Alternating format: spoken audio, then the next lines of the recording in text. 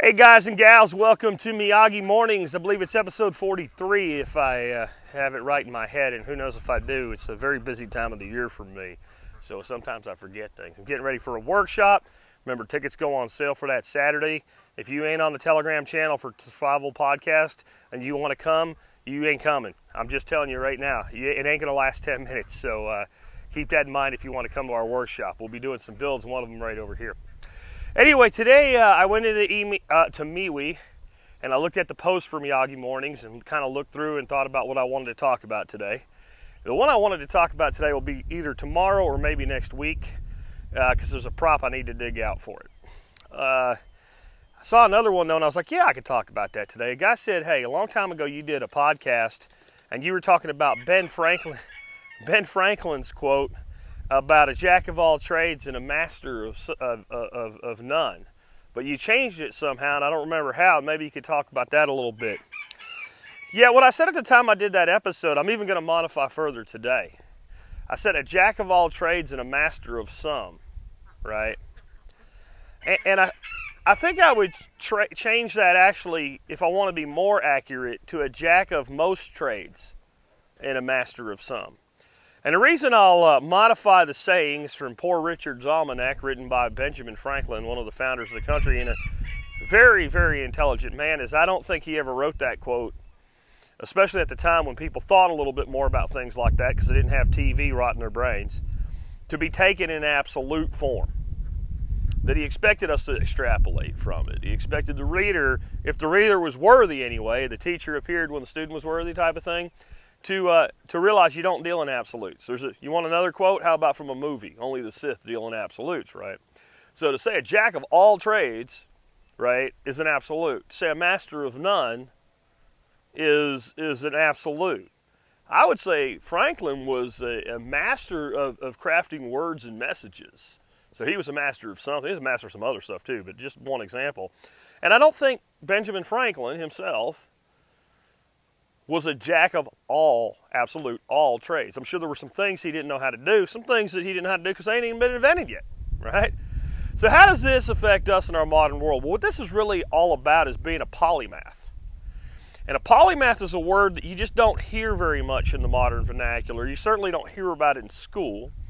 And if school's worth a shit, they should be teaching kids to be polymaths. And the problem is, even when the word comes up, we look to extreme examples of a polymath, right? Michelangelo, Leonardo da Vinci, Benjamin Franklin, right? And we say, like, that's what the standard of a polymath is. A polymath is the billionaire businessman who can fence and sculpt ice with a chainsaw and, you know, all these other. That's not what a polymath is. Let's look at it this way.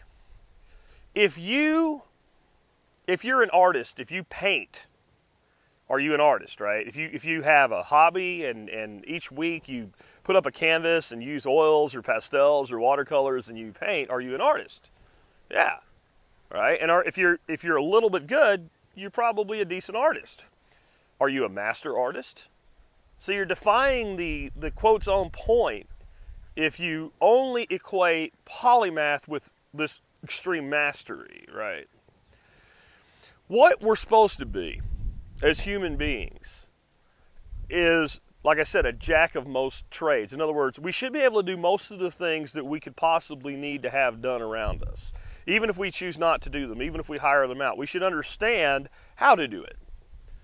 See, this is why, you know, I go with my son to get his brakes fixed on his car when he didn't take care of the maintenance like he was supposed to.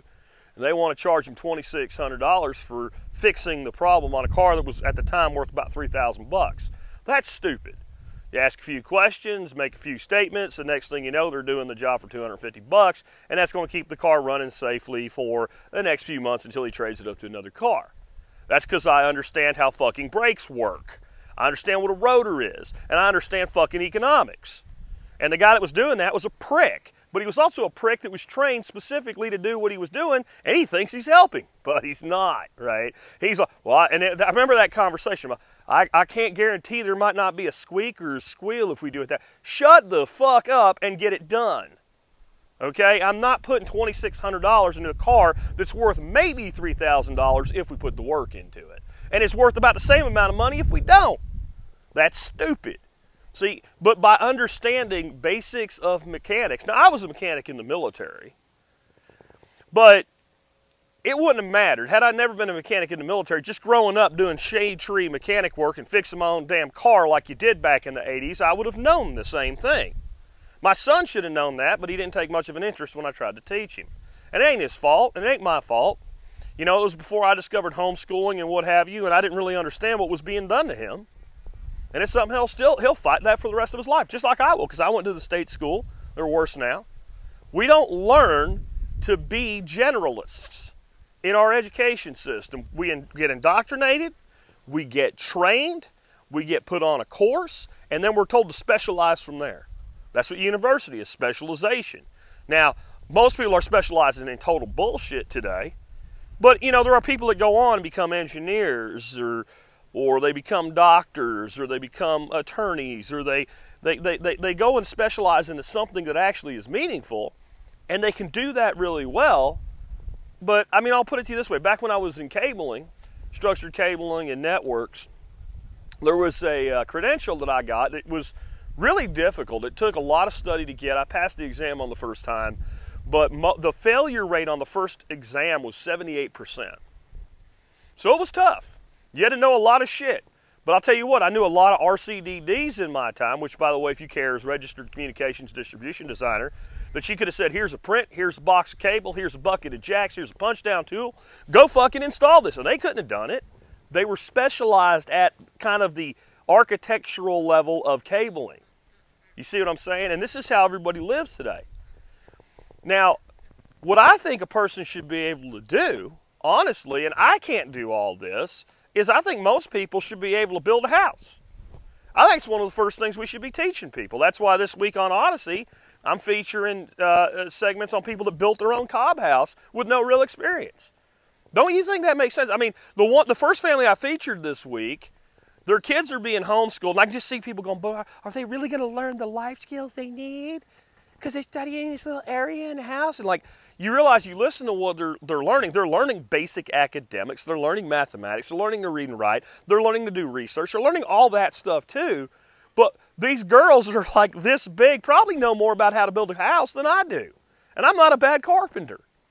So when they're this big, and they're 18 years old, and they have a fundamental understanding of how their parents managed their economics, built their house, raised livestock, and grow food, you have two little girls that are going to be young women that can go out and acquire a small piece of land, build their own house, maintain their own house, build all the systems in their own house without necessity of the grid, grow their own food, engage in commerce with their neighbors. Now you tell me school does jack diddly fuck all that compares to that alone. Plus these kids are learning every bit as much of the meaningful academics that any kid's learning going to school. My grandson's in there, actually my grandson's out at his PE class playing basketball with his sister right now because he's already done with his fucking work and it ain't even 10 o'clock in the morning. So what the fuck was the school system doing with him for 9 fucking hours a day? They were programming him. And that's why we don't have jacks of most trades and masters of some anymore.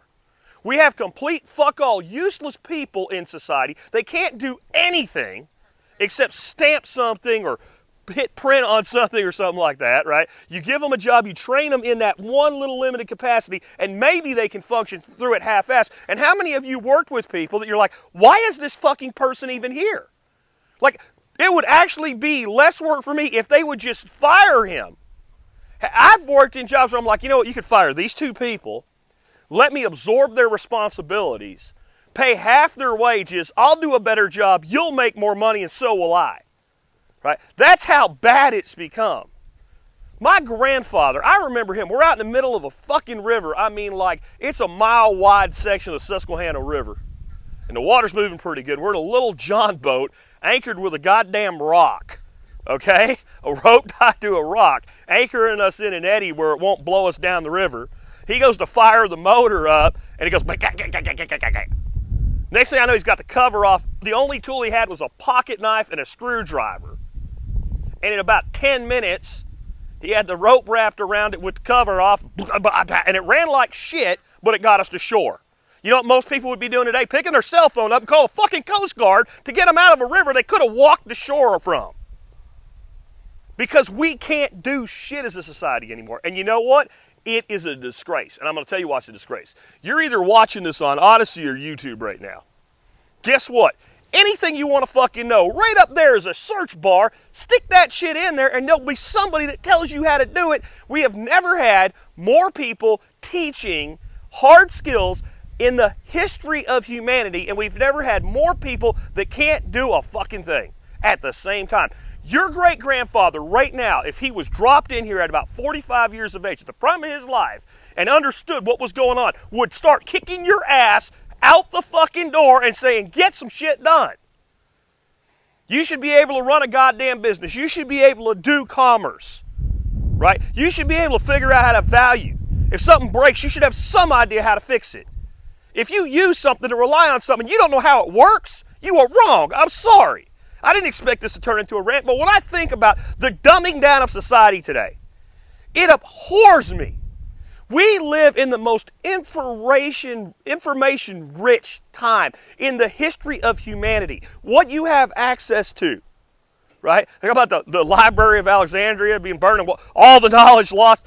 The knowledge that's at your fingertips with a fucking $199 Chromebook and jumping on somebody's Wi-Fi that's too stupid to secure with a password exceeds the entire Library of Alexandria. You gotta be kidding me. America can't do shit. It's okay to be a master of some things too. It's okay to specialize in some things, but not to the exclusion of everything else in our world. And I want to end with this. Do you know what a master is? A master is someone that knows a lot of shit about a thing and can do it better than most people who are good at it and knows he doesn't know the square root of fuck all about it. If someone thinks they know everything or almost everything about a subject, they're a master of shit. I'll tell you that right now. The person that refers to themselves a master is no master. True masters shy away from terms like that. They shy away from accolades because they become so good at what they do. They've learned so much about what they do, they finally learn what they don't know. And it builds humility in them. You need a few things in your life that you aspire to become that with, and you need a generalized knowledge to be able to do the things that are most necessary to support yourself and your family. That is a jack of most trades and a master of some. Remember, only the Sith deal in absolutes. With that, it's been Jack Spirko with another episode of Miyagi Mornings.